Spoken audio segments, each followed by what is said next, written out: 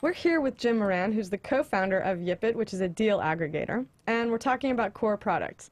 Jim started out with a very consumer-facing product. It's a deal aggregator for consumers, but he started getting a lot of questions from other people for data and for some other things that he could offer them. And at first he rejected those because he thought, I want to stick to my core. But then he started figuring out that there might be a way to please two customers at once. So Jim, tell us a little bit about how this transpired. Yeah, sure. So it was about a year ago.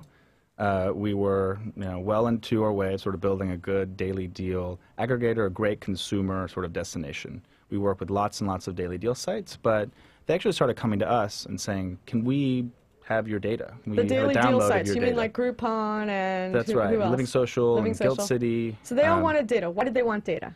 They want data, and it turns out that it's our data, what we were collecting, what we were doing so much work to basically build and structure, was very valuable as leads, sort of understand which merchants might want to run offers, sort of competitive analysis, and also just merchandising, what sort of offer and product mix was optimal. So they want to know what's selling, what's hot, and who's selling it and why. And they want a competitive intelligence. I mean, if you think about it, cool. a company like YipIt is the perfect person to go sneaking around and seeing how your competitors are doing. So tell us about the data that you're actually sharing. I mean, how granular of a level do you get down to? And I think, well, should we first talk about Facebook and how data is really kind of de rigueur right now? Well, of course it is. I mean, as many of you are watching know, if you read the front page of the New York Times, it's one of the reasons that Facebook will apparently have between a $75 billion and $100 billion valuation when it goes public in the next few months.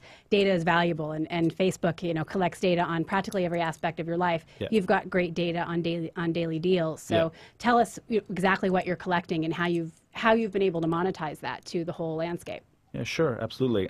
The daily deal space is pretty unique because every item that's sold, for the most part, is registered on a website. So you can see on Living Social, 354 of these items have been bought. And that's actually very useful information because you can roll it all up and get a good idea of what a company's gross revenue is. You can also take a look at what are the outliers, which ones sell more than average, which ones sell well below average.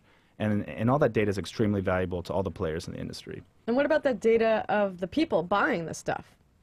So the personal user data, we use a lot internally to kind of optimize and make sure that everyone's getting the best deals for them, but we don't make that public. Not at all. So, I mean, not even user demographics, because I imagine that that's valuable based on zip code or gender or age or, depending on what you collect. Yeah, I mean, I think everybody has an idea of what different demographic they're trying to target, and so they'll take our general industry-wide data and kind of use it in different ways. And that's always the most important thing, if we can stay ahead of that and give them better and better products that help them do what they want. So have you had any pushback from your users? I mean, have you had, I know your privacy policies kind of gives a very general overview about how you use that data for marketing and advertising. Sure. And the only comment is, well, if you don't want to have your data part of that, please let us know. Have you had any pushback? Yeah, so we're not giving any user data to any third parties whatsoever. Okay.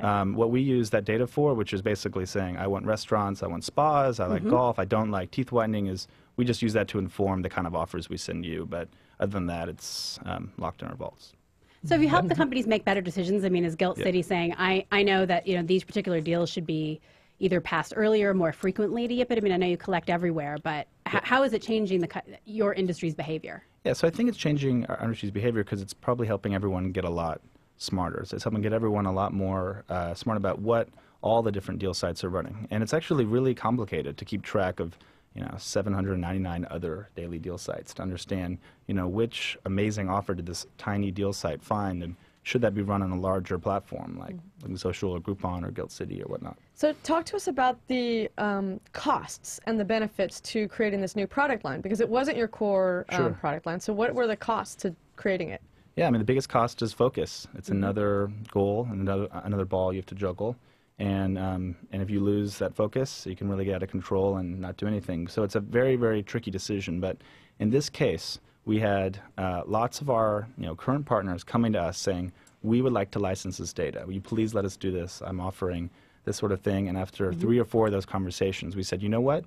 This can actually work. And what's sort of an unintended, but I think a good lesson as a consequence was that it's deepened our relationships with all of our partners. That's cool. Yeah, and with customers, I'd imagine. I mean, it allows you to be even more effective at the targeting that you're doing. Yeah, exactly. totally. So the partners are happier. Yeah. And yeah. they're going to stick with you. You don't have the worry that you know, with Kayak or whatever, that American Airlines will drop out. So you think they might stick with you as a result of this? Yeah, hopefully. Yeah.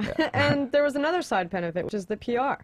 Yeah, that's Talk right. to us about that. Yeah, so PR, extremely challenging. The more startups that come into the world, the more people that are kind of clamoring for attention, and it's always very important to sort of figure out what you can do better than anybody else. What we found out was that this industry was tremendously popular and interesting. It's sort of home to some of the largest, fastest growing companies in the world, companies that didn't exist a few years ago, publicly traded companies, and we have amazing data on sort of the growth trends and detailed information there, and so we're constantly cited, and we're trying to become the Nielsen of the daily deal space. If everybody, for people who don't know what Nielsen is, it's the ratings company that rates all of the TV programming. Yeah. So, you see those Nielsen numbers all the time, like ABC's up, Fox is down. That's Nielsen. So you're going to be the Nielsen for the of Groupon and Living Social and all the other things. That's great. So you've become kind of the PR darling. A lot of journalists call you guys now for the data. Yeah, and it's really valuable. I think we obviously benefit by this industry, being super interesting. But that's what happened. All right, I think there's a good lesson here, and that is don't look gift revenue streams in the mouth. If customers are coming out of the woodworks and asking you for another type of product, you should really strongly consider it, especially if that product has side benefits like added PR or getting you closer to the customer.